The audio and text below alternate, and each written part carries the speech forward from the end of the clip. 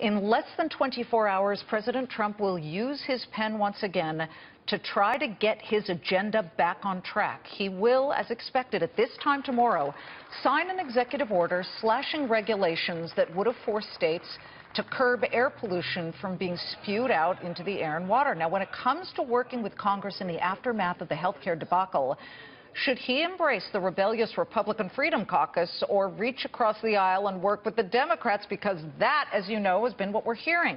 Here to discuss, we have Paul Bonicelli. He's a former foreign policy advisor to George W. Bush, and Metro Papers columnist Ellis Henican. Good to see you. All right, so all we've heard, unsubstantiated by Mr. Trump himself, but all we've heard through, the chatter, Paul, is that he will reach across to Democrats. That would mean Schumer, Senator Schumer, and it would mean Representative Nancy Pelosi. And it would also mean that John Kasich, the governor of Ohio, was right a couple of weeks ago when he wrote in an op-ed that the only way to get stuff passed is by reaching across the aisle, and he also implored the Democrats to reach across. Paul, does that happen before President Trump reaches back to the Freedom Caucus? I think it might. I certainly think he will talk about it. This is part of the negotiating style of this president. He is uniquely elected, uniquely qualified to be a disruptor. He's going to do that even if he doesn't actually follow through. And one thing, though, I wonder if it's really reaching out to the Democratic leaders or if it's reaching out to vulnerable Democrats. He doesn't need a lot. If he gets a bill passed with 218 in the House, I don't think he cares that there's a whole lot of Democrats as long as there is enough to make it happen. So I don't know if he's there yet. I think there are plenty of Republicans that hope it doesn't come to that.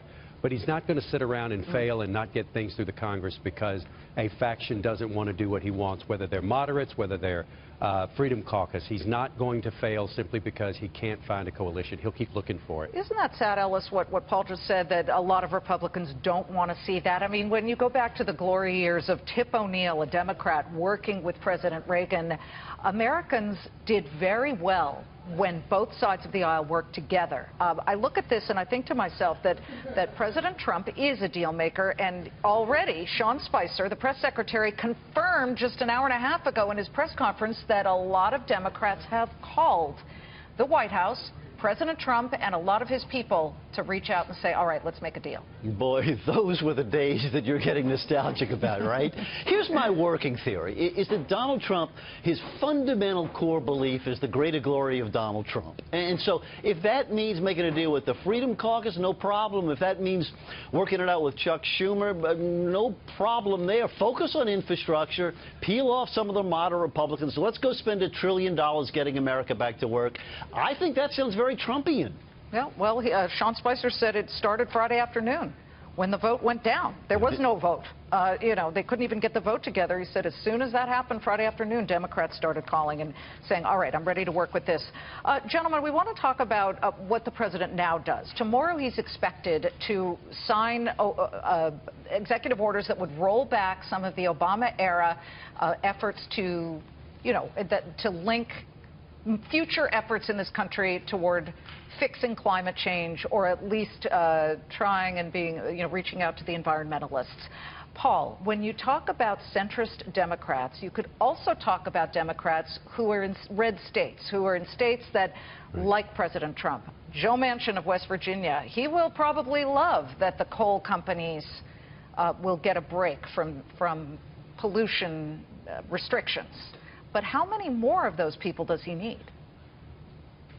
I don't think he needs a whole lot more. You've got, 8 or 9 states where this has affected, this kind of energy issue affects them a lot, House and Senate people. But above all, what Donald Trump and Pruitt want to do is return energy markets to the free market, as opposed to one of the most ideological crusades of the Obama administration, was to insist upon all of these regulations because of theories. And I'm a social scientist by training.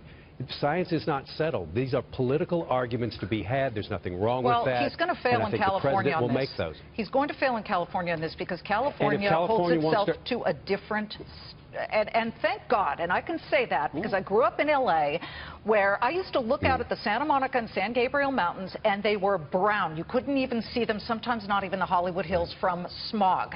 And then the regulations were put into place, and now you can ask any Californian. Ashley Webster lived there. He said, since then, you can see the mountains.